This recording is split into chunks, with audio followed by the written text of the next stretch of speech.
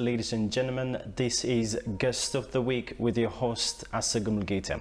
Guest of the Week is a program where notable people of knowledge, experience, and fame are brought in to discuss about notable issues of concern. And our focus on today's Guest of the Week is the National Dialogue. Inside the studio, I'm not alone. I'm with the one and only Dr. Digafe Debalke. He is peace and conflict practitioner as well as analyst and a conflict resolution practitioner as well. Welcome to the studio. Thank you. Good to have you. Thank you.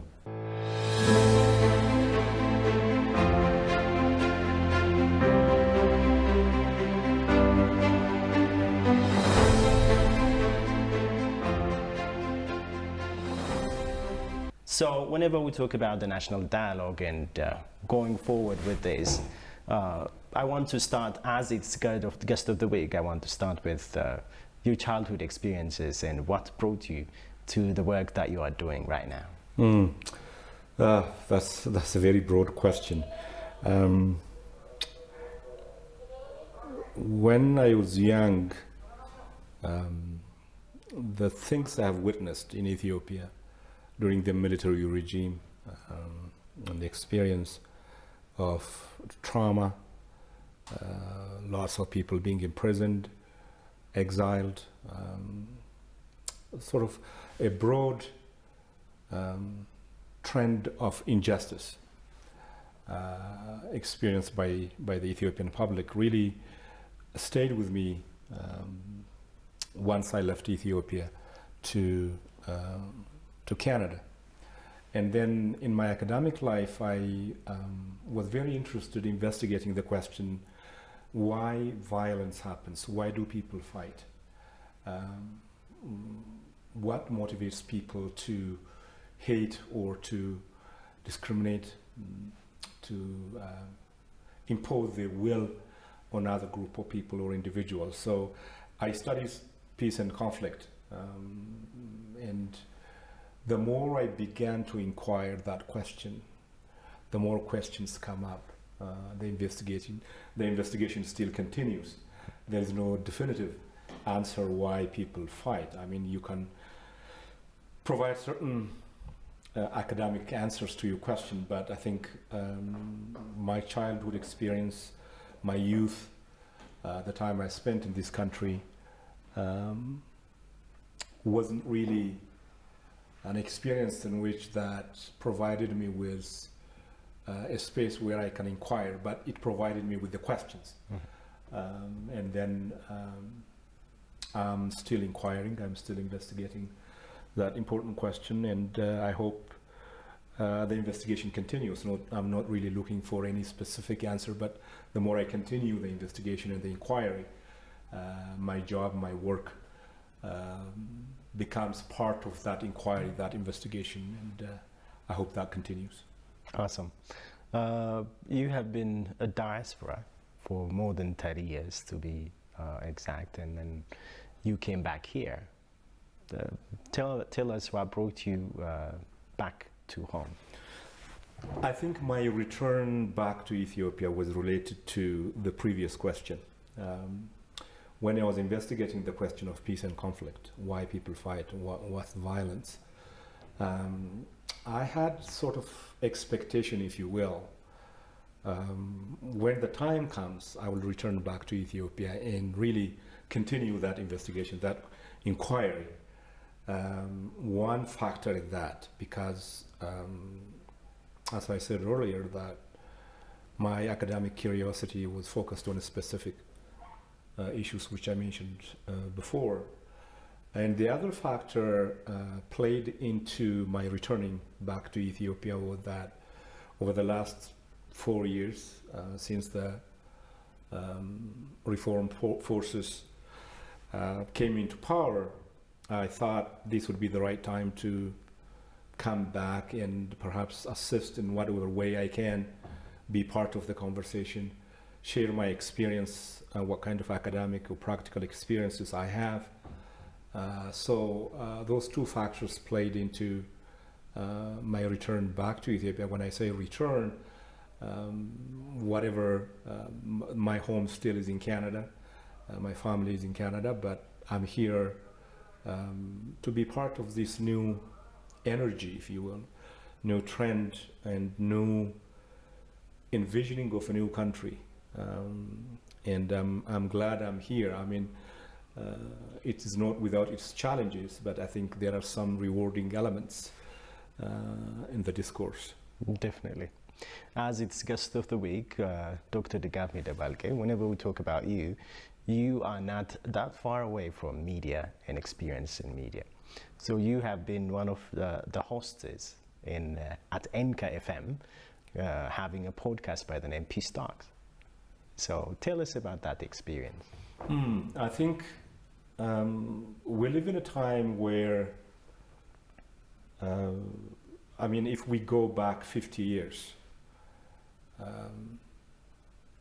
there was a very limited media outlets, platforms, print media, radio, some television. And then eventually that transformed itself into cable networks, 24 hours media coverage, social media, podcast, all those things came into play. With that, on one hand, there are opportunities to communicate, to share information, to reach out to the general public in a fast and very efficient way. On the other hand, this open space of media outlets created where there is no verification, the information we share are not really verifiable from verifiable source, so on and so forth. So it created a very, it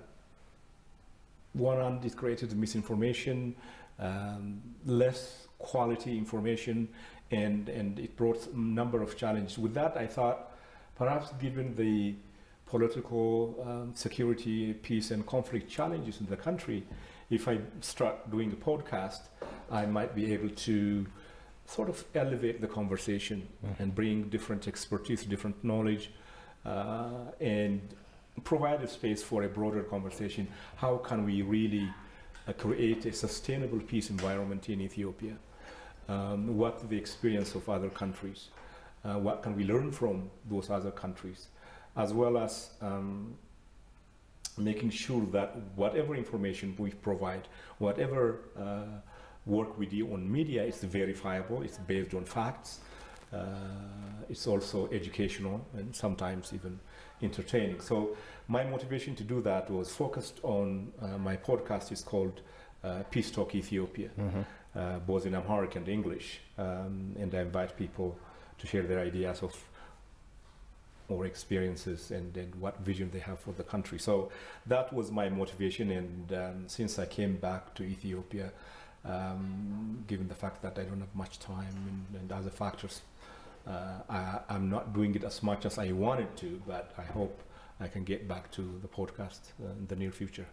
Awesome, because I have listened to some of them. It's really amazing. Thank you, appreciate it. Yeah, going to the issue of the national dialogue. Whenever we talk about these things of issue of national dialogue, we gotta focus on issues that brought the idea of national dialogue. I think I want to hear your view on the incumbents freeing of some party leaders, and then there is this sense of indefinite humanitarian truce, and then we have now the call for a national dialogue. What's your view on those? I think the term dialogue, it's got its roots in Greek, and it may take place in different settings. Dialogue might happen within the context of academic environment, where ideas are sort of, people share their ideas, and persuasion comes within that dialogue. Dialogue could happen in a political setting. In different variety of settings, dialogue can happen. But when we refer to the term dialogue within the current Ethiopian context, we have to be very sensitive to a specific definition of dialogue, which is may have its context within history, politics, and so other things. So the responsibility of the commission, which is established, 11 of the commission members, is to actually precisely define what dialogue means within the Ethiopian context. They have to define it. They have to set it clear. I think the Amharic term for dialogue there I heard being used is agarawi ምክክር. I prefer agarawi ምክክር than dialogue because one, it has two words in it. One is agarawi, it's focused on the nation. Oh yeah. And the second part is also that conversation, that ምክክር taking place is to figure out something. It's very specific, it's very well defined. So I am happy that the government, the general public, different sectors of the society are very interested. I hear many things, people defining it in their own ways and in their own understanding what that dialogue is. But I think I insist on the point that the Commission itself has to define it first and then engage the public with that definition. Does this satisfy the meaning and the mandate and the purpose of the Commission? And if the public agrees with that, then the specific tasks will be outlined under that definition, under that mission of the Dialogue Commission. So I hope they can do that. The other aspect of the national dialogue is what are the issues we're trying to address? These are not predetermined issues. They can come from different directions, from the general public, from the NGOs, from civil society, from political parties, from individuals, from arts community, from many people. But we have to be careful not to think all those questions coming into the Commission could find an answer. You're right. That's overstretched. So I go back to that definition of the definition of the Commission itself, the dialogue, the mandate. Every question coming to the table will be fed into that definition. And then, as you know, dialogue or agarawi ምክክር is not somebody winning, somebody losing. It's about winning together. Oh yeah. Everybody wins. It's not a political conversation. It's not a national reconciliation process. So we have to be careful to manage expectations of general public. In order to manage that expectation is to make sure that the definition provided by the general public, the proclamation, and other parties is specific to that task. Definitely. And we will do the job based on that reality. That's one thing. The other aspect is any dialogue process. Dialogue is a process. It's not an event. Definitely. And we have to be alerted to that idea. And I think what I'm hearing from some places is that there is an expectation where the Dialogue Commission have a specific time frame, a specific agenda, a specific task to accomplish, and file closed. Oh, yeah. No, it doesn't work that way. Earlier we are having conversation with you prior to the taping that dialogue is recurring, ongoing process. Definitely. The advantage of that is the process itself becomes a platform of building a culture of dialogue. Oh yeah. Also, the process might provide some outcomes, addressing some major issues. But where we have to be sensitive and careful is that it's like eating an elephant. I had a teacher who used to ask me, Digafe, how do you eat an elephant? Small piece at a time. Definitely. There are lots of elephant issues in this country. If we want to address all of them at once, we might choke. We might not be able to manage it. So, first of all, we have to agree this Dialogue Commission, Agarawi Mikakir Commission, is not a temporal platform where 1, 2, 3, 4, tick, tick, tick, we go home. No. It's a door being opened to build a culture of dialogue. I think one example I can use is the American mindset, the American political mindset is that more perfect union. They have been using this phrase, this term, since the country was established. So the process continues because each civilization, each country, each culture evolves. With that evolving process, new questions come, new demands emerge. Definitely. So for those new questions and new demands, the conversation continues. Let me give you another example. 35, 40 years ago, there was no internet. There was no law governing the internet because there was no internet. But now there are lots of laws being written to govern how we can use what is permissible and what is not. How do we really make sure that our children are not exposed to unnecessary information on the web? Definitely. So that's another new thing. So with development, with progress, we are required to do new dialogues, new conversations, new laws. And so what this merits is that the first outcome or the first positive result of the Dialogue Commission is introducing how to resolve differences through dialogue, through conversation, through engagement, through gathering. That's the first step. The second step is, of course, the deliverables. There are issues they have to deliver. Awesome. Definitely. They have to provide to the government recommendations or whatever it is. So I think it's a very, very positive start. But in any setting of this kind, the first question is, who should be at the table? And my answer is everybody. Definitely. It will be all-inclusive. It's all-inclusive. Everybody, anybody who feels I am part of this country. I would like to see a better country. I would like to see problems being resolved. Anybody who is willing to engage in that manner should be at the table. Does that mean that the designated terrorist groups by the government should be part of it? No, that's a political question. I am a strong believer with the capacity of human beings to change. We grow up, we change, we evolve, we learn. We say sorry. We apologize for our mistakes. We change course.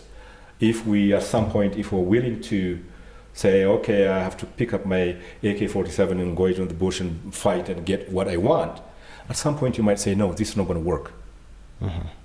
I believe in that conceptually. So the designation of any group by any country's national law, national constitution as a terrorist organization, is a legal and political matter. That has to be resolved. But if the same group wants to sit down and have a conversation peacefully and try to answer some national political, economic, and social questions, that's a welcome point. But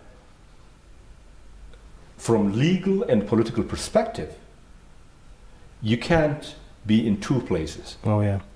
That's completely, I'm not a lawyer, but I leave it to the lawyers to analyze that. And I'm not a politician to give a political answer. But as a peace and conflict analyst, it's the welcome thing for everybody who is willing, as an individual or as a group, to sit down at the table and say, let's listen to each other. That insight, that vision, comes from thinking of the future generation, thinking of the other, what we call the other. But if the government thinks that I'm not willing to sit down with the terrorist organizations and have a peace discussion, you usually discuss peace with your enemy, with your opposition, with your adversaries, not with your friends. Definitely. So I think that should be a point where the government and other groups should consider. But that table where dialogue will be discussed should be free of AK-47. Mm-hmm. You Definitely. can't have a gun with your hand Absolutely. and come to the table and discuss Absolutely. peace. That's a different kind of conversation. If you want to discuss peace while holding your gun, that is completely different setting, Oh yeah. not a national dialogue. So that has to be sorted out by politicians, legal officers, and those kind of things. But for me, I hope everybody comes to the table. That's my hope. All right. Going to the other question that I'd like to ask you, what do you think are the basic prerequisites for a successful national dialogue that we are planning to bring to fruition? The first point I would like to mention is inclusiveness. The first measure of success. It has to be inclusive. But given almost half a century of political mess in this country, where political differences are considered as adversarial and enemy politics, the second step required for this dialogue to be successful is almost everybody who is involved in this conversation has to open their hearts. What I mean by that is most of the political discussion in this country has been taking place with locked hearts. Because the mind is calculating what is in it for me, what is in it for my group. It's not inclusive thought. And I think if the participants, whether it's the farmer, the politician, the doctor, the artist, the army, whoever comes to the table, they have to come with open heart. If those people coming to the conversation are coming with fixed agenda, saying that I have to win, that's not dialogue. Absolutely. Because you have a specific political agenda, that's a different conversation. This is more forward-looking. I have a child, grandchild, other people have children, grandchildren, families. What is their future? This dialogue must be anchored on that. It's not about me. You see, it's easy to get carried away when you are deeply used to winning through guns. I get it. You see, you can line up your tanks, you can, all military hardware, Oh yeah. and you can bomb people, kill children, and win, whatever winning means. We have seen that it doesn't work. That kind of winning Absolutely. is not sustainable. Absolutely. So that consciousness shift is required. We can sit at the table, have reasonable conversation, engage with each other, see the big picture, and also look back and say, what has our actions been against children, women, the elderly? Did they benefit anything out of this? It's easy. No, they didn't benefit anything. So let's change course. Let's grow up. You see, there's a difference between growing and growing up. Let's grow up Oh yeah. and say, it's easy when you hold a gun in your hand. Everything shuts Yeah, oh, yeah. because you are not... Whims and wishes. Yeah. Exactly. So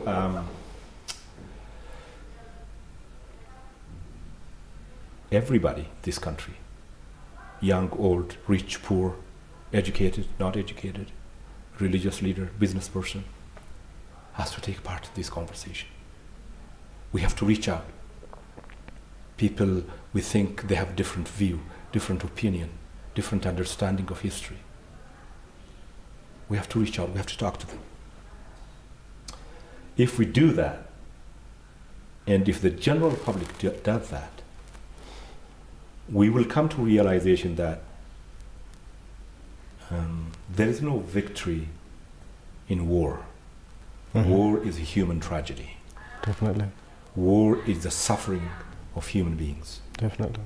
We might think we're winning, somebody's losing, but everybody loses in war. Absolutely. So Ethiopia as a country has a great promise, a great possibilities, a great future. But that future, that promise, that possibility depends on how we think. Whether we think calculating in our mind our political gains, or opening our hearts and saying, let's engage. Let's listen to each other. Listening is not just listening with your ears. Some of my mentors, my educators tell me, when somebody tells you an intimate story, like human suffering, injustice, you don't just listen with your ears, you listen with your heart. What that means is you feel that individual's pain. You understand, at least try to understand that suffering. And after listening, you say, what can I do to make things better for you? Oh, yeah. So there are, I think, beginning with the military regime and EPRDF 27 years, it's almost half a century. One of the inquiries I'm trying to investigate further, which I've been reading and writing, is what happens when a society lives under a sustained authoritarian regime for a long time. What is the psychological impact? What is the spiritual impact? What is the moral impact? What's the impact on ethics? And I think there are some symptoms I have seen in this country. Survival instinct becomes more important. Definitely. That invites moral corruption. That's the situation that we are in now. That's right. So when we talk about national dialogue or national agarawi ምክክር, we are talking about understanding the past, recovering the present, and envisioning the future. Absolutely.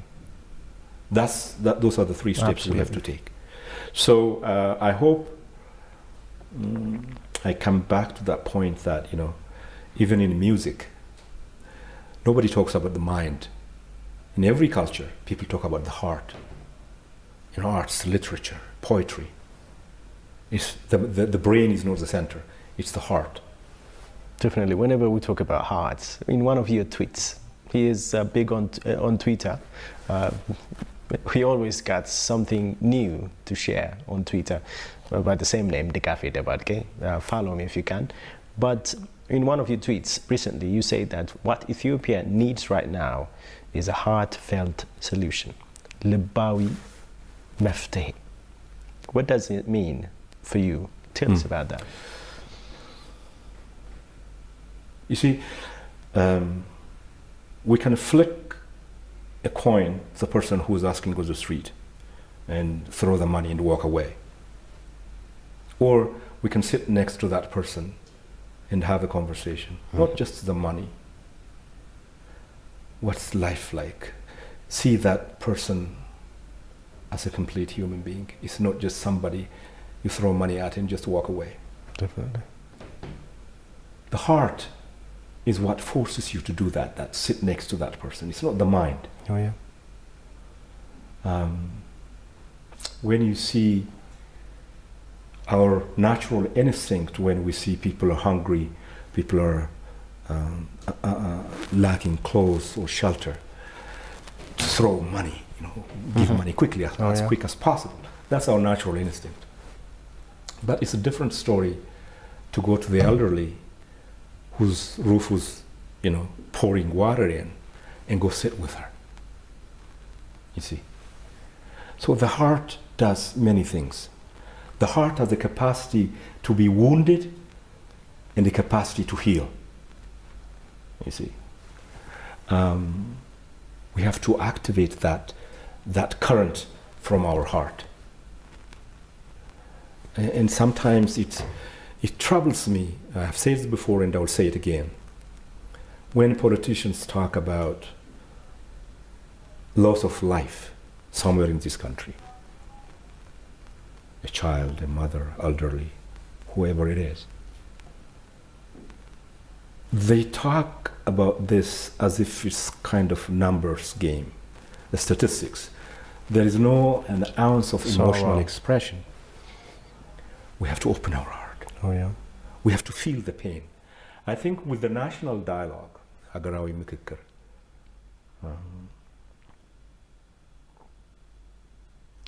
we have to go towards mourning together. We have to head towards crying together. Breathing together. Breathing together. It's that deep breath, taking deep breath, is not just for an individual. Collectively, as a nation, this country needs to stop and take a deep breath. Just inhale and exhale. The entire country. And then reach out to our heart and say, where have we been? What has been happening?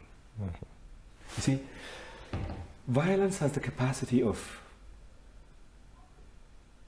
diminishing the humanity of those who are violent. You see, the intensification of that power sort of it's a facade. Put a curtain in front of you. You don't see a human being. Oh yeah. You see a target there. Definitely. So we all have to recover our humanity. Excuse me. And that African philosophy, Ubuntu, a person is a person through another person. Individual existence is contradictory in terms. When you weep, I weep. Part of me weeps. When you're hungry, I'm hungry. When you suffer, there's part of me that suffers. So this compartmentalized, insulated privatization of me or us, certain small tent thinking, in the end, it destroys that small tent. Definitely. Violence becomes addictive. Absolutely. You see, there's an expression in some psychologists' research. He's a psychoanalyst. He says, with terrorist organizations, he says, they think they have to make sure success doesn't put them out of business. They don't have to be too successful. You see, if they're too successful, if they accomplish that goal, what else is to do? Definitely. We have seen it in this country. Oh yeah. You continue, sort of. You see? So, returning back to our humanity. I mean, the concept of humanity in this country is so large. True. When we talk about where things began, Lucy, 3.2 million years old, ancestor for humanity. Oh yeah. Not just Ethiopia. We have to recover that.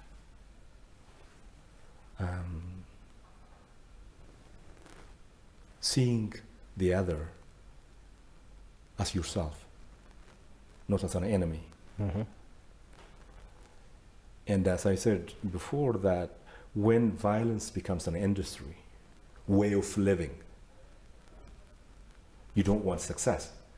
Oh, yeah. You want it to continue. Definitely. So the Dialogue Commission is a collective of human beings.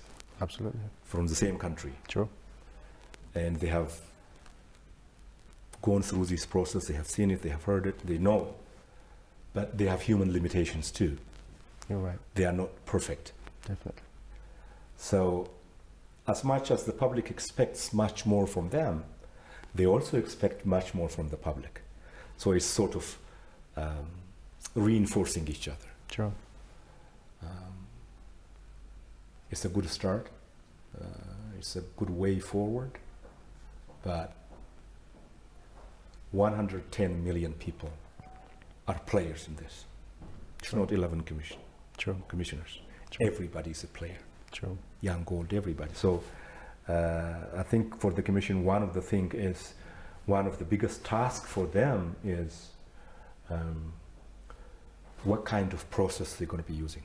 Yeah, that's the focus of my next question. That is related to the 42 elected commissioners.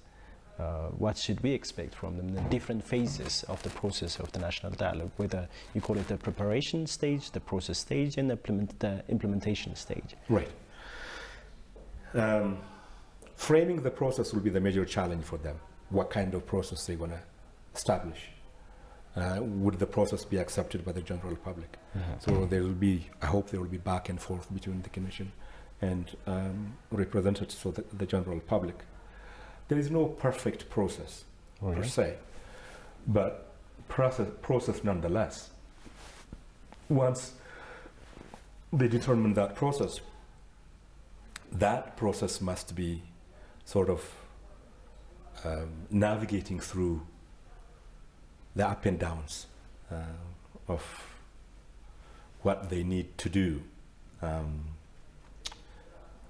But I think each process has its own context. True. Historical, political, cultural, social. One way to design a process is, are there any cultural values, norms, practices, rituals in this country can be brought into the process? Oh, yeah. The good thing about rituals and practices, they are not biased towards anybody, particularly rituals. They are just exclusive to that particular group. Sure. But people are willing to respect rituals. Different societies use different rituals. So it's not, my suggestion would be the process doesn't have to be mechanical, some kind of dry academic process. It has to bring in some cultural values and norms. Absolutely. Which will create some spiritual space, if you will. Spiritual, not from a religious point of view. I get it. But spiritual space and spiritual calmness. I think if they do the process model, they design the process model bringing different cultural values, spiritual elements, rituals, and so on and so forth, I think it will be helpful, I would suggest. The other thing is, for the Dialogue Commission to be successful, is communication with the general public. What kind of communication they're going to be doing. As we know, in this country, one of the major challenges is communication. Some communication is time sensitive.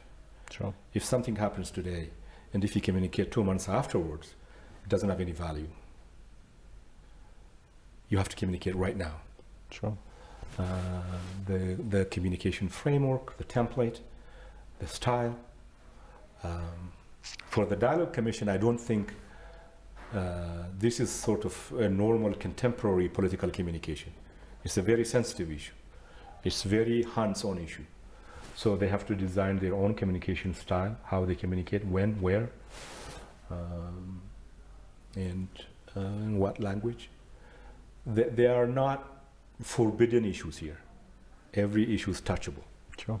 So with that, communications becomes very important and very significant, and I hope they have sorted out that in terms of how they want to communicate with the general public. Definitely.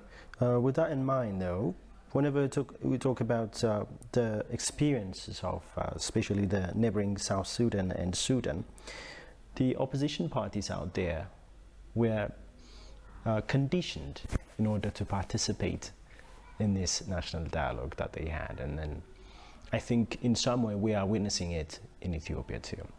With such a big concept of national dialogue, is it worth having those conditions? The first thing we have to be clear is this is not a conversation between political parties. This is an engagement between and among everybody.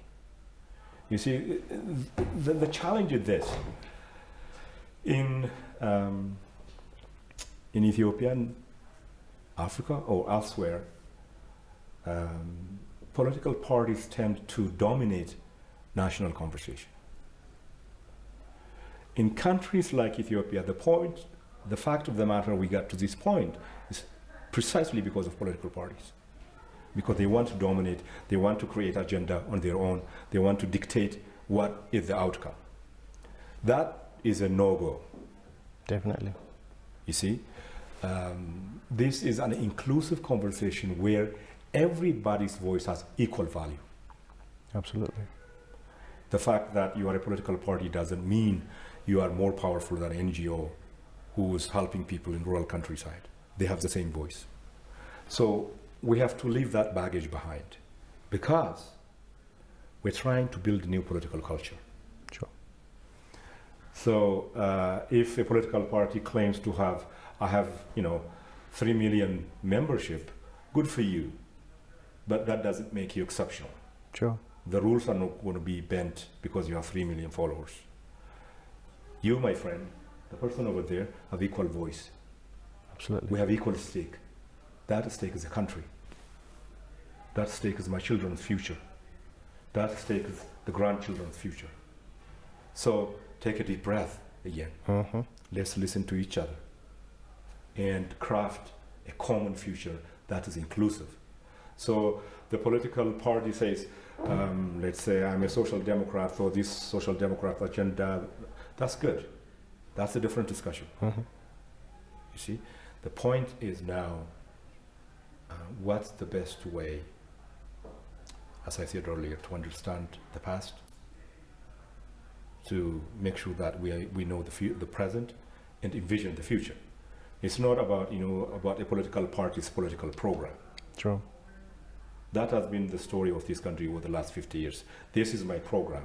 This is my agenda. It has to be implemented. We have to get out of that box. True. And political parties in this country has to be political parties, not interest groups. Mm-hmm. There's a difference between interest group and political parties. Absolutely.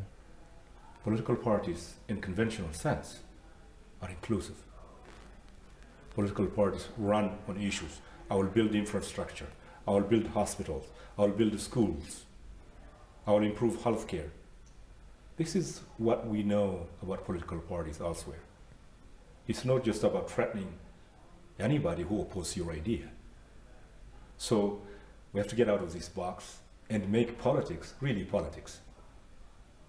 You see, I have been here over the last 3-something years. I have yet to hear a political party with political agenda, not interest group agenda. Political parties, individuals, politicians need to grow up in this country. They might be, old, but they haven't grown up. So I'm sad to say that this might sound harsh, but it's the reality. And when we think about dialogue, conversation, we always think about political parties. Hold on. It's not just about political parties. It's about everybody. Everybody who lives in this country. The 70-year-old man, the person who asking for change on the street, the physician, the electrician, the woodworker, the goldsmith, everybody. So I think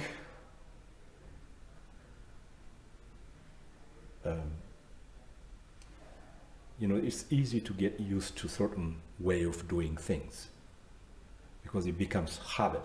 Mm-hmm. and it becomes difficult to get out of it. But as I said earlier, let's just stop, take a deep breath, examine ourselves, connect with our hearts, and come to the table and say, we are here to resolve a problem. And we can do it. Definitely. You see, Absolutely. have confidence in you. I have a confidence in you. You see? So, if our habitual thing is, it's the usual conversation, we go have talk and we go home, nothing happens. Mm-hmm. No. This is a chance for everybody. Sure. It's a different space, Absolutely. different framework. Make the maximum use of it. And as much as said about our heart, our thinking also has to change. Sure. You see, one of the things I observed since I came back is that there are lots of people in this country who can tell you what the problem is. There are a few people who are working on the solution. Everybody on the street will tell you there is a list of problems, and you stop and say, who's going to fix it? They say, the government. You see, this is one of the impacts of living under authoritarian regime, because the government babysits people. They tell them when to go to bed. They tell them when to go out and demonstrate. They tell them what, whether you can get your sugar or your oil or whatever it is. People have to free themselves from this culture. And you have a power as an individual. And from that power comes a collective power.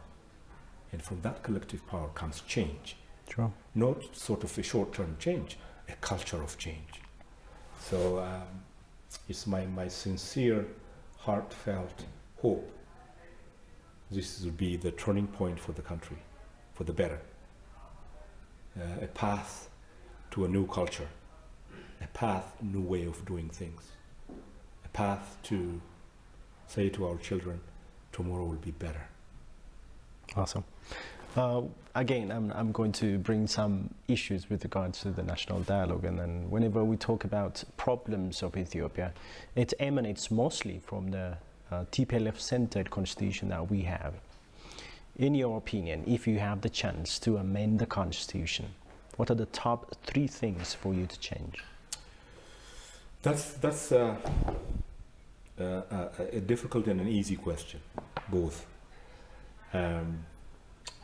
The value of any constitution in any country comes from the public participation. So, with that premise, my first question would be, has the public participated when this constitution was designed? If the answer is yes, what was the level of participation? What was the engagement? And we have to look at it.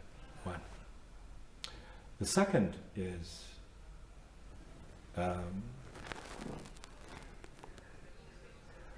there are some articles within the Constitution that are, for lack of better words, unique to Ethiopia, which is like self-determination up to succession. I'm not a lawyer, but I have read many constitutions as it relates to my work. I haven't seen anything like that elsewhere, but I've yet to find one. So the second question is, why was that there? What did that accomplish? That has to be answered. The third question is, was there any political motivation or political agenda by a particular group when this constitution was designed? We have to answer these 3 questions. The answer to your question depends on the answer to these 3 questions. If the answer to those 3 questions is negative, then we have to study every word, every sentence, every article in the Constitution. Now, having said that, the other social question we have to ask is, do all Ethiopians wanted Ethiopia to continue as a nation state? Right?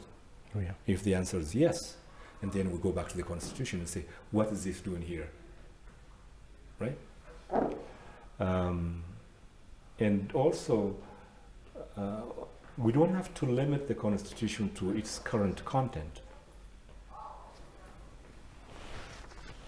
What we have to do is, are there things missing in the Constitution? It's not just what is present. What is not present?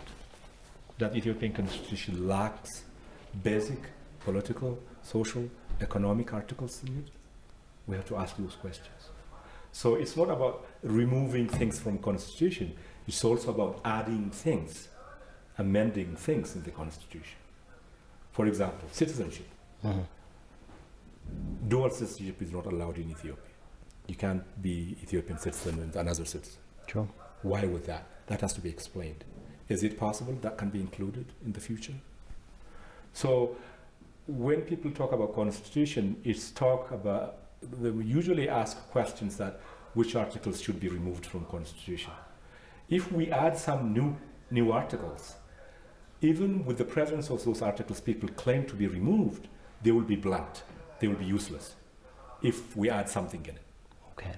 So let's think both ways. It's not about taking out, what can we add in the Constitution is another aspect we have to see. Awesome. Bringing you here, having all the experiences that you have, and expecting positive things going forward in Ethiopia. Now asking you this question would be so much difficult for me. What's your dream for the Ethiopia that we expect to flourish, that we love so much? I was asked the same question a long time ago, probably 20 years ago when I was at university. And I remember my answer. What is your vision for your country? After living in Canada, I have seen a lot of transformative political processes in Canada, which I appreciate and admire. But my answer was this. It's a very simple answer. I would like to see a prime minister or a president, retired, finished his term or her term, walking on the street freely without a security guard. That was my answer. It still stands as my answer, but to broaden that scope, my vision for this country is a country whereby children are not afraid to go to school. A merchant is not afraid to open their store. The worshippers are not scared to go worship. Women are not afraid of somebody will rape them. I care for you, you care for me. That I'm my brother's keeper, and vice versa. Security. This country is blessed in many ways, but we couldn't figure it out what kind of political economic course we have to take. And my vision is we can figure that out. We can find the right path. So yes, there are a list of things I want to see for this country, but primarily I want to see children smiling, laughing, playing, without any fear. The reason is this. Children cannot protect themselves. We are responsible for their protection. Sure. We are responsible for their safety. Our actions disturb their world. Sure. So if we move into that space where we care for our children, making sure that they have playground, making sure that they don't hear gunshots, making sure that they are not scared, I think everything from that will work way up, and the country will be able to transform itself to a space where visions are realized, hopes are nurtured, the future is seen with a bright light. So the center for me of that peace is our children. And that's big responsibility. Sure. But it's a responsibility we have to take seriously. You see, children should not suffer for no fault of their own. The children mostly go through trauma because of the grown-ups. Mm-hmm. And that's not a country I want to see any longer. And I think we can do it. The only thing we need is, yes, there are many things we need, but to go back to that open heart, caring, feeling, when you tell me your own personal narrative, your personal story, I have to feel it. See, you are not telling me tarat, you are telling me a story of your intimate story. Mm-hmm. And I hope. And by nature, I'm not pessimist or an optimist. I'm hopeful. I don't believe in pessimism and optimism. Hope got me so far, and I'm sure it will get me elsewhere from here. And I think the whole nation has to hope that better days are ahead. True. And we can do it. Awesome. That's a positive affirmation, and I love the energy and the positivity that comes from your. And then time is truly against us. I gotta say this because I love the conversation. I wanted to go on and on. I hope the rest of our viewers will be enjoying this at the same time. Any final remark, anything that was untouched, any suggestion for the National Commissioner, for the National Dialogue Commissioners, if there is anything that you want to add? For the National Dialogue Commissioners, even though they cannot provide an answer to every problem, to every challenge, I'm sure they understand the weight of the country is on them. It's a heavy burden. True. Ask for help. Talk to people. You are not alone.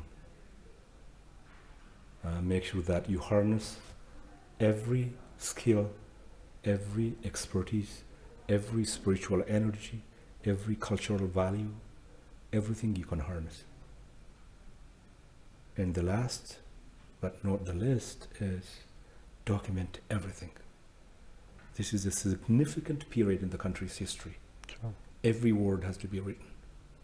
Everything has to be documented. That's what the Dialogue Commission is going to pass to the next generation. And the next generation will take that document and create another document. Another conversation will happen out of that. So documentation is very, very, very important. That's going to be our reference point for the future generation. Sure.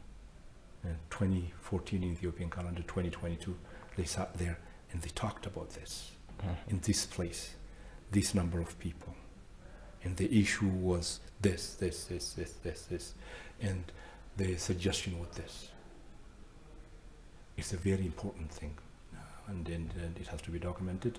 I wish them all the best. I wish them success, because this is not about 11 commissioners. It's about 110 million people. True. So I hope they have a positive energy and they're ready to go. Awesome. Digafe Debalke, conflict resolution practitioner, peace and conflict analyst. Thank you for blessing us with your time. My pleasure. I truly enjoyed it. I hope you enjoyed it too. This has been Guest of the Week, and with your host, Asagum Mulgeta.